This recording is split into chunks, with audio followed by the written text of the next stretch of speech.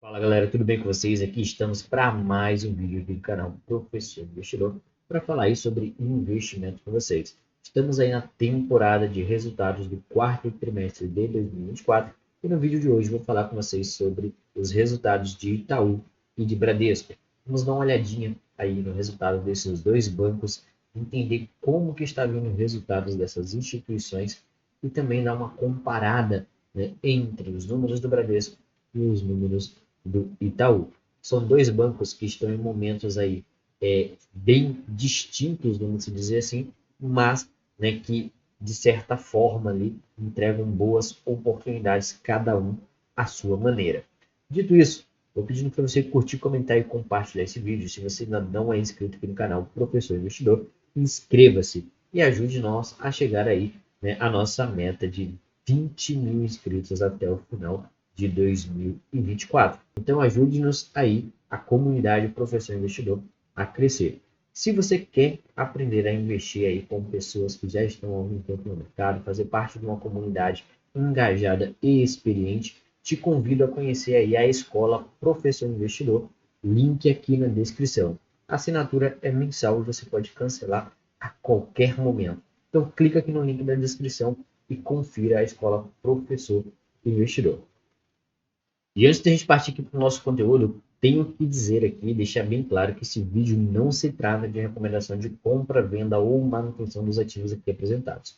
Este é um vídeo instrucional, tá? Educacional, para mostrar para você os resultados dessas duas instituições financeiras, né, e trazer de forma compilada e mais rápida esses resultados para que você possa ficar por dentro do que está acontecendo no mercado financeiro, né, de uma forma muito mais fácil. Então, vamos aqui para a tela do meu computador e vamos começar aqui pelos resultados do Itaú. Eu vim aqui direto no painel de indicadores interativos do Banco Itaú. Tá? Essa é uma ferramenta que fica dentro do site de RI do Itaú e ela facilita bastante coisa. O primeiro ponto aqui é que as informações elas são direto da fonte. Aqui a gente está falando que a gente está olhando diretamente os números no site de RI do Banco Itaú.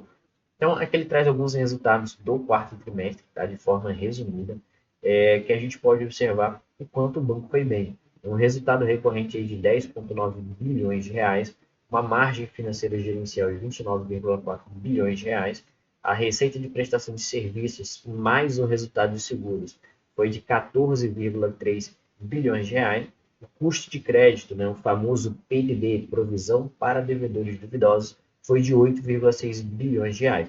Considerando, né, o tamanho da carteira de crédito do banco, que é de 1 trilhão e 359 bilhões de reais, 8,6 bilhões de PDD está bem tranquilo. Tá? Inclusive, a gente vai dar uma olhadinha no quanto isso é favorável para a instituição. Tanto quando a gente olha aqui nos devedores, né, no NPL de 90 dias, a gente vê que o de inadimplência de 2,4% e no NPL de 15 a 90 dias de 2%. Aí está bem controlado. E quando a gente olha para o capital de nível 1 da empresa, tá, do Banco Itaú, que no caso aqui é a Basileia, está hoje aí em 15%, já considerando, né, a distribuição de dividendos extraordinária que o banco vai fazer, que eu vou falar mais à frente de forma mais detalhada para vocês.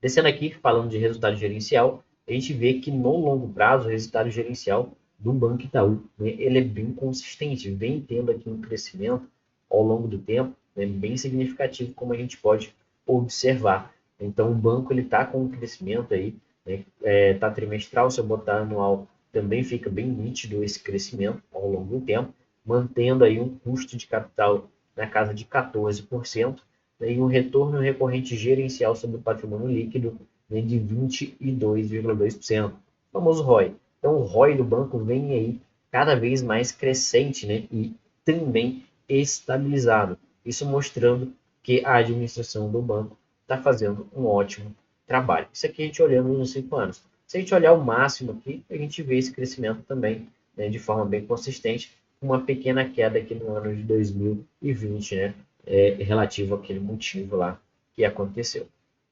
Olhando aqui para a margem financeira gerencial, também é uma margem financeira que vem aqui bem tranquila. A margem financeira hoje com os clientes está em 28 bilhões de reais, tá? E a margem financeira com o mercado está em 900 milhões de reais. Então, vem mantendo aí a margem financeira relativamente interessante ao longo do tempo. Quando a gente olha as receitas de prestação de serviço, inclusive a receita de prestação de serviço, quando a gente fala disso nos bancões, é até engraçado, né? Porque quando começou a aparecer aí, né, as fintechs, como o Banco Inter, o Nubank, entre outras, falava-se que os bancos iam sofrer muito, principalmente na questão da receita de serviços. E não é o que a gente vê aqui, né? Ao longo do tempo, a gente vê que essa receita ela teve uma pequena oscilação, mas ela vem se mantendo aqui, de certa forma, com uma consistência. Não vem crescendo tanto, mas também não vem caindo de forma significativa. Tanto que quando a gente observa aqui, no quarto trimestre de 2024, a gente está falando de 11,6 bilhões de reais em receita de prestação de serviços, tá? E 2,5 bilhões aí na operação de seguro, previdência e capitalização. Então a gente consegue ver aqui, né, que as receitas com prestação de serviços estão, né, sendo aí satisfatórias. Descendo um pouquinho mais aqui, a gente consegue ver, né, o detalhamento dos serviços que são oferecidos, né, da onde é que veio esse valor ali de 11 bilhões de reais, né, principalmente aqui administração de recursos, serviços de conta corrente, né, nós temos também cartões de créditos e débito, que tem um valor significativo, né, tanto na emissão quanto na adquirência, e dando esse total aí de 11,6 bilhões de reais. Descendo mais um pouco, o custo de crédito, a gente vê, né, que esse custo, inclusive, vem caindo aí nos últimos anos. Se a gente olhar aqui trimestre a trimestre, desde o segundo TRI de 2023 até o quarto TRI de 2024, a gente vê aqui, né, uma pequena oscilação para baixo, significando que o banco está melhorando cada vez mais essa questão, né, aí do custo de crédito, diminuindo o PDD, inclusive. Tem aqui também a carteira de crédito, que vem crescendo ao longo do tempo de forma significativa, né? Então a gente vê um crescimento aqui bem expressivo.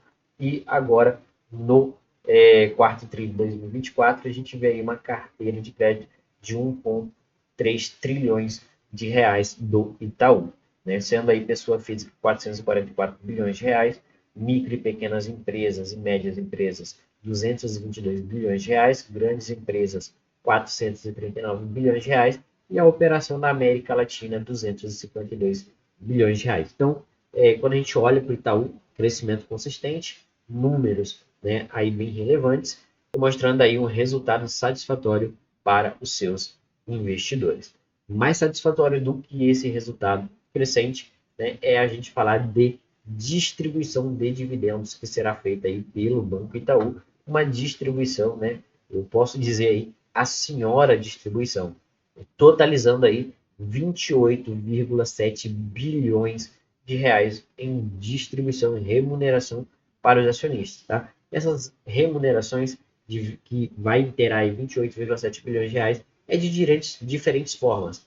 Algumas, né, vai entrar na sua conta e no seu bolso em forma de dividendos e juros sobre capital próprio, e outras, né, vai entrar de forma indireta através da bonificação de ações e também através, né, da recompra de ações. Então, como a gente vê aqui, como a basileia deles estava um pouco elevada, como a gente viu, estava ali em 15%, considerando o capital de nível 1 e 2, né, então eles vão fazer uma distribuição não recorrente, que é essa distribuição adicional aqui, totalizando, né, uma distribuição adicional de 18 bilhões de reais. E como que vai ser distribuído aí, né, essa distribuição não recorrente de dividendos?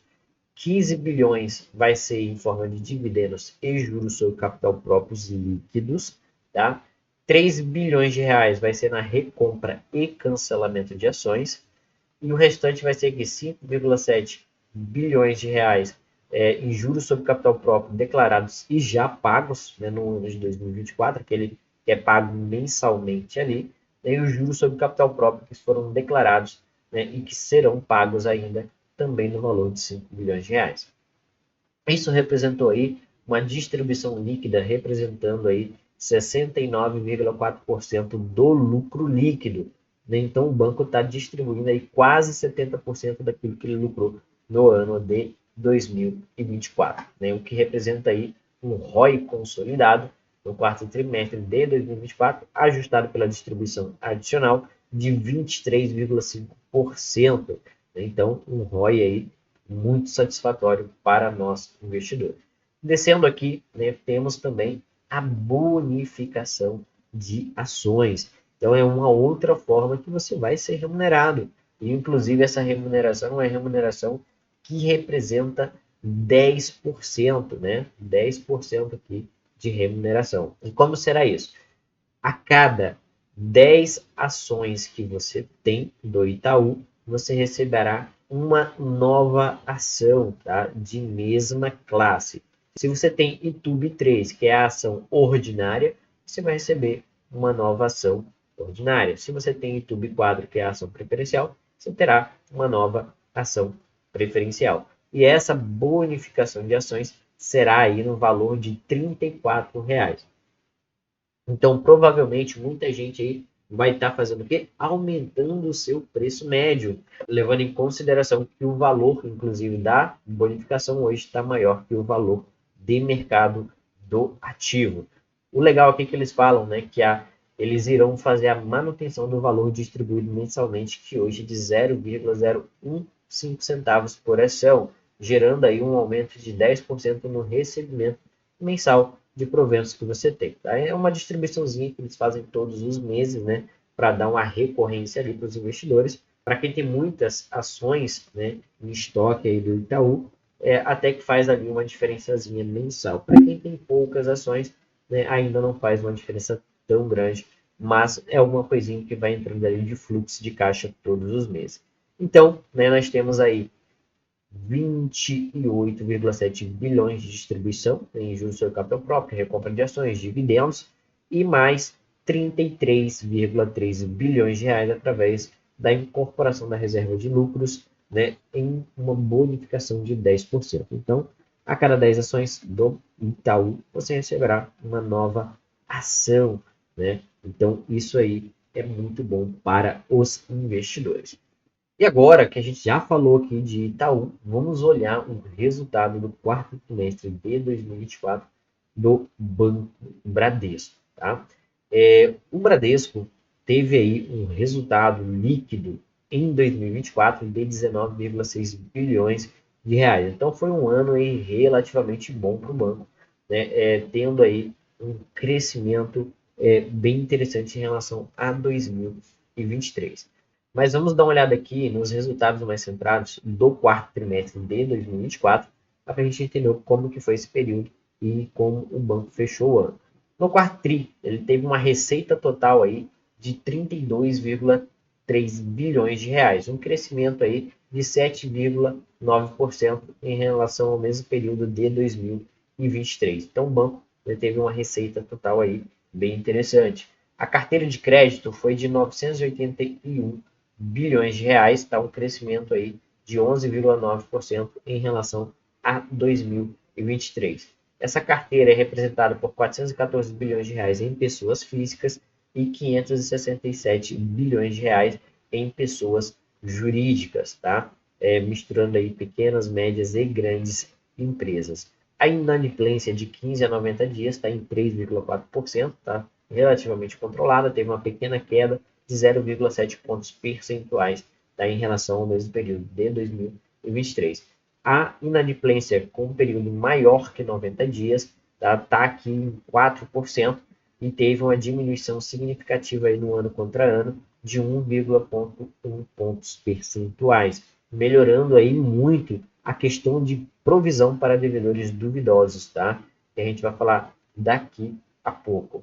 E essa parte aqui, né, que melhorou bastante a questão de custo de crédito, que é a provisão para devedores duvidosos, que foi de apenas 7,5 bilhões de reais no quarto trimestre de 2024, com uma queda de 4,7% em relação ao terceiro trimestre de 2024 e uma queda bem significativa de 29,1% no ano contra ano, né, comparando aí mesmo período de 24 contra 2023. E a gente vê aqui que ao longo do período o banco vem conseguindo ter uma redução aí no seu provisionamento para devedores duvidosos de forma bem significativa. O lucro líquido recorrente do grupo segurador né, foi aí de 9,1 bilhões de reais dentro do ano de 2024 aí. Então, em 24, a parte de seguros também ajudou bastante o banco a manter aí esse crescimento nos seus resultados. O ROI aqui do banco foi de 25,1%, né? Deu uma melhorada significativa no quarto trimestre de 2024, já que o Bradesco vinha aí, né, com o ROI relativamente bem desinteressante, abaixo ali de 15% há algum tempo. Né? Conseguiu aí um quarto trimestre bem legal aí de 25,1%. Isso aqui a gente está falando da parte do grupo segurador, tá?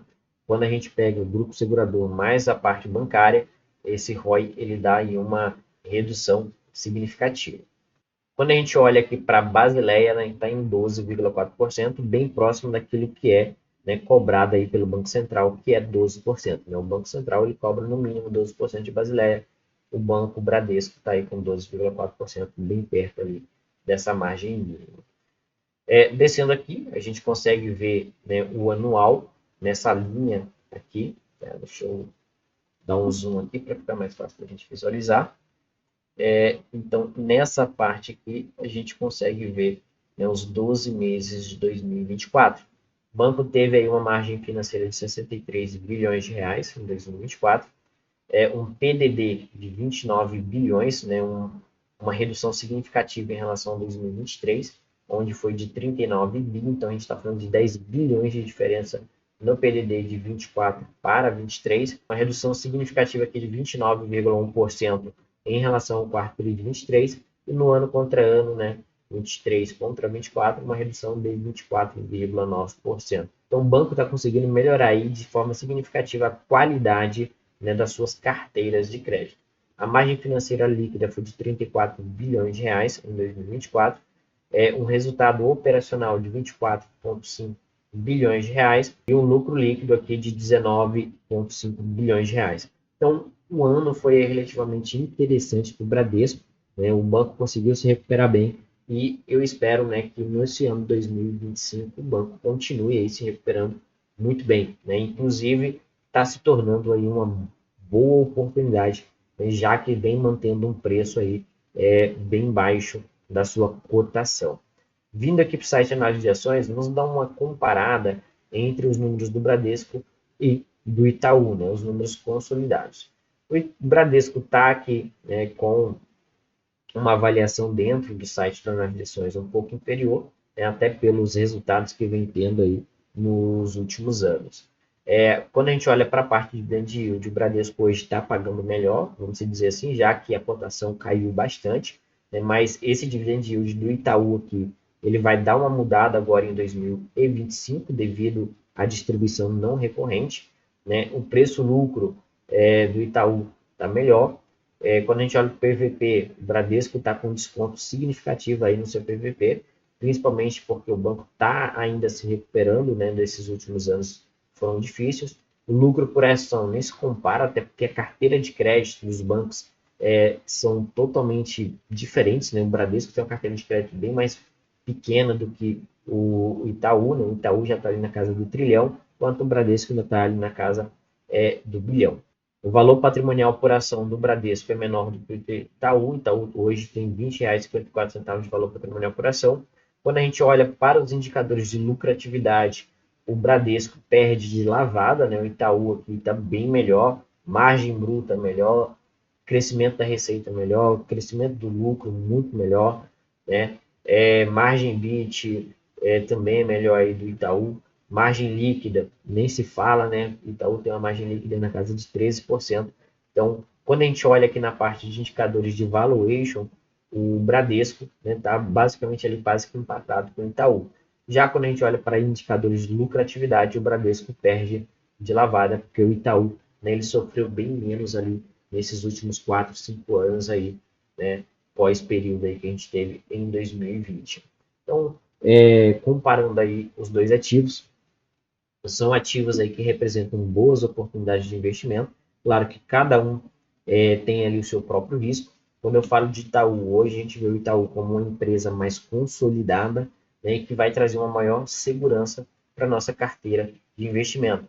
mas é claro, com a expectativa de crescimento menor, né? Por quê? Porque se o ativo ele é mais seguro, ele já tem uma robustez maior, a gente espera assim, um crescimento menor. Mas é claro que o Itaú surpreende a gente aí às vezes, né? Principalmente para essas distribuições não recorrentes, como a que vai acontecer nesse ano de 2025. Quando a gente olha para a Bradesco, a gente tem uma instituição que vem se recuperando de um período difícil, né? Dos últimos 4 anos aí a gente sofreu bastante, principalmente ali por causa de grandes contratos que eles tinham, né, que essas empresas acabaram renegociando essas dívidas, né, e isso acabou trazendo, né, uma anormalidade nos resultados do Bradesco.